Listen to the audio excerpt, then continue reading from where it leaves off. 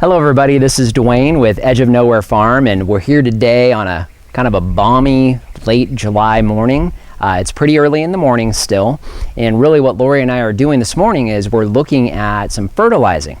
Reason why is last night we got a little bit of rain, so it got the ground a little moist, which is really a good time for it to absorb some of those nutrients and get really the best bang for your buck when you're fertilizing. So I really want to clarify, we do two different types of fertilizing here on the farm. The first one, which is our primary fertilizing, we do for all of our established trees. We have a lot of established trees here on the property that are 2 to 2.5 years old. You've seen some of those in our prior videos. With those, we do a different type of fertilizing. It's our primary fertilizing that we do 3 times a year during the growing season. With that, we use a crumble, an organic crumble that's a time-release crumble. So that's only done, again, 3 times a year. It's slow release, so it slow releases the nutrients into the ground. It's really focused on root development and fruit development. And then, of course, tree growth, because of course, if the roots are in good shape, the tree itself is going to look really good and be very well established. So that's what we do as our primary fertilization. Now, when the trees are young, we actually use a liquid fertilizer. It's an organic fertilizer.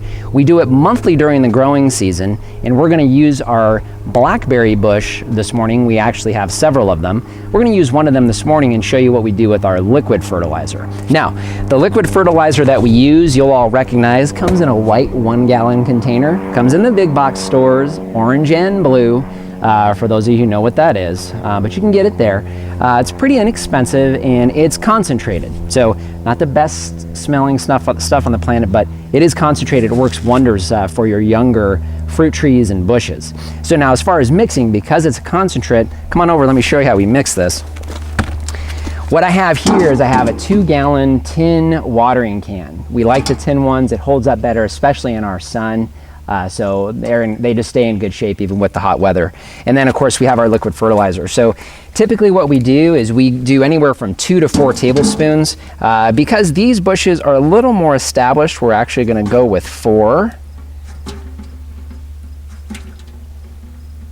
So we've got 4 tablespoons of fish emulsion here in the can. And then what we're going to do is we're going to go ahead and fill up this 2-gallon watering can with water.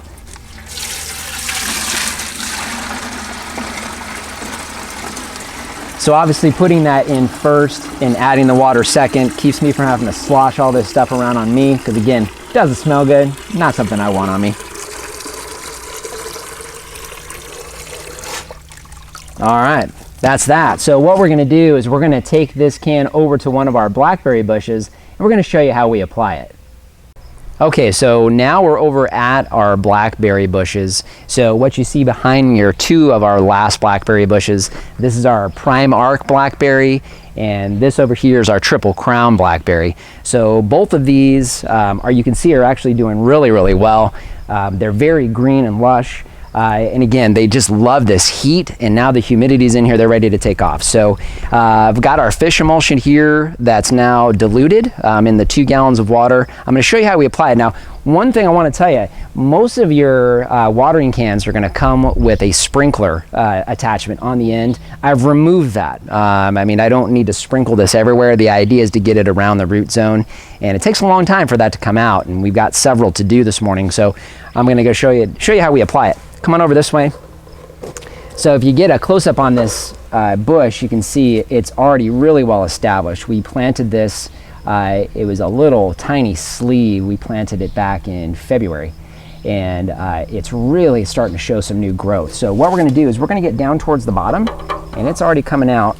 And what I'm going to do is I'm going to split this up between these 2 last blackberries. So I'm going to just kind of go around, get this on both sides.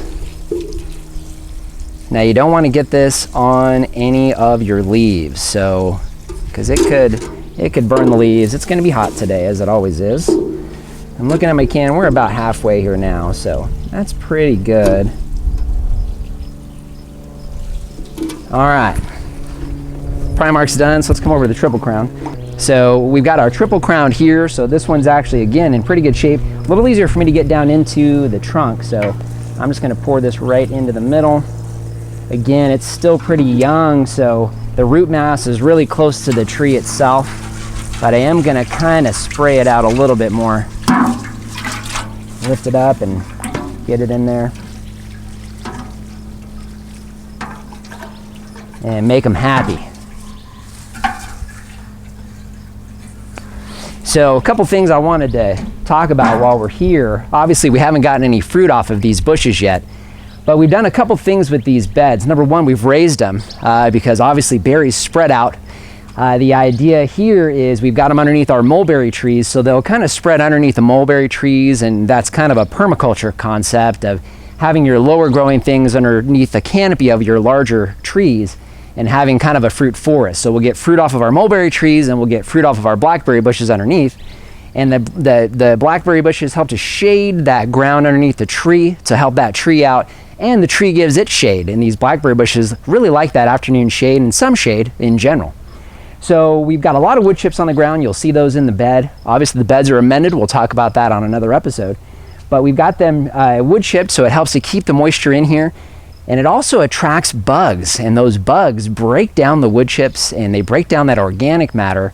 And what I've just done is I've inoculated those wood chips with some additional bacteria. One of the advantages to fish emulsion is it has a lot of bacteria in there. Those are very beneficial to the plants, specifically to the microbes down near the roots that help break down the matter and feed those roots, which are going to give you better tasting and more nutritious fruit. So there's kind of a dual thing there. We want them growing and we want them fed, which is really what we're doing. Also, you notice we've got these EMT pipes up here. So what these are actually for is once these do start fruiting, we'll actually cut them back, let them grow up in here, maybe even do some additional trellising. And what we'll do is we'll cover these with bird netting because, again, just like figs, birds love blackberries. So we'll get some bird netting in here to help keep some of the birds from getting to all of our fruit. We don't mind if they eat some. We'll share some, but we don't want them getting all. So anyhow, that's what we do as far as our liquid fish emulsion. We've got a couple more blackberry bushes to do this morning before we head in for the day. It's starting to get kind of warm. So just want to say thanks for joining us today. And from Lori and Dwayne, we're saying goodbye from the edge of nowhere.